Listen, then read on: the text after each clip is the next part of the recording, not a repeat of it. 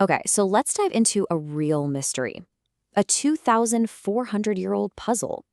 Actually, it's a story about why some of our biggest, most important questions just never seem to get answered. And it really makes you wonder about the whole idea of progress itself. So let's start here. Take this question. What is justice? Simple enough, right? Well, this was first posed in a big way by Plato, way back in ancient Greece. We're talking nearly 2.5 millennia ago. It's one of the big ones, a cornerstone of how we think about the world. And now, fast forward all the way to today. You can literally pick up a brand new philosophy journal. And guess what you'll find? The exact same question. Sure, the words around it are more complicated now, but the fundamental question, still there, still unanswered. And this contrast, right here, this is the heart of our puzzle. Science seems to work like this amazing ladder. Newton builds on Galileo's work, then Einstein comes along and stands on Newton's shoulders.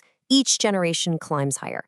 But philosophy, it can feel more like a carousel, just going around and around, looking at the same beautiful, profound, and totally unresolved questions. So what gives? So that's our central investigation. Why does one area of human knowledge seem to build and build, while the other seems to be circling the same debates forever? Let's treat this like a detective story. Seriously, we've got a genuine mystery on our hands, and we're going to look at a few competing theories, let's call them clues, that might just help us crack the case. Okay, our first clue. This one suggests that maybe we're looking at this whole thing the wrong way. What if the problem isn't the thinkers, but the questions themselves? This brings us to a really cool idea called a category error. Basically, it means we're trying to answer a philosophical question as if it were a science question, expecting one clean, factual answer. But that's a huge mistake. It's kind of like asking, what is the weight of the color blue? The question doesn't make sense because you're trying to measure a property that just isn't there. You're searching for a proof where only a perspective can exist. I mean, think about these questions. We've all asked them at some point. There isn't a single right answer you can test in a lab. They're invitations. Invitations to think, to debate, to figure out your own perspective. So maybe philosophy isn't failing to find answers. Maybe it's succeeding at creating new ways to see the world. Now that's a really satisfying explanation, but is it too satisfying? Does it cover everything, or is there another layer to this mystery? Which brings us to our second theory. This one completely reframes what philosophy is even for. What if it's not about the destination at all? This theory is called cognitive calisthenics.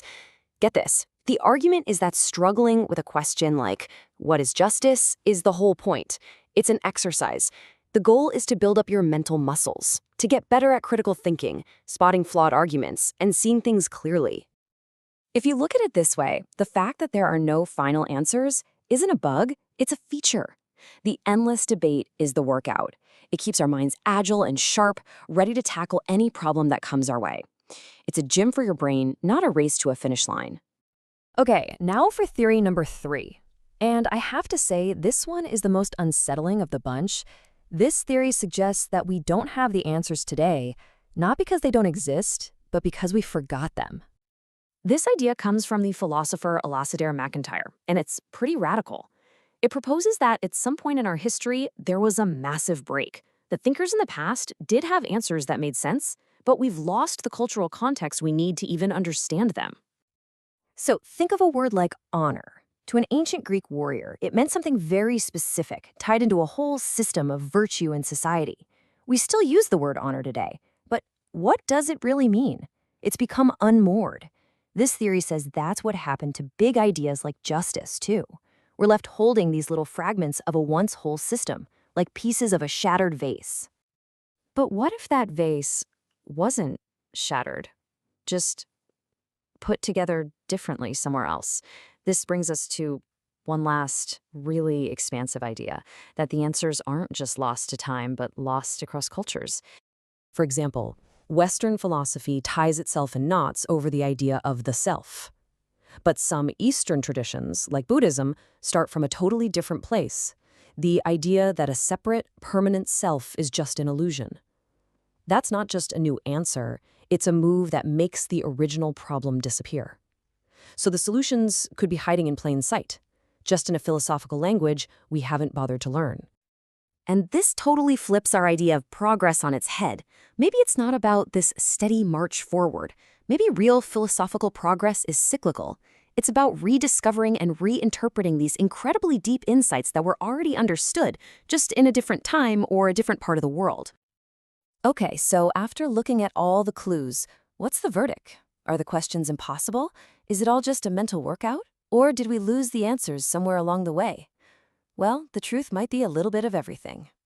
You see, the solution isn't to just pick one of these four theories. The real beauty of this puzzle is that they can all be true at once. Philosophy is a search for perspectives on unanswerable questions. It is a workout that makes our minds stronger. And it is a long conversation with our own forgotten past. And, just maybe, with the wisdom of the rest of the world.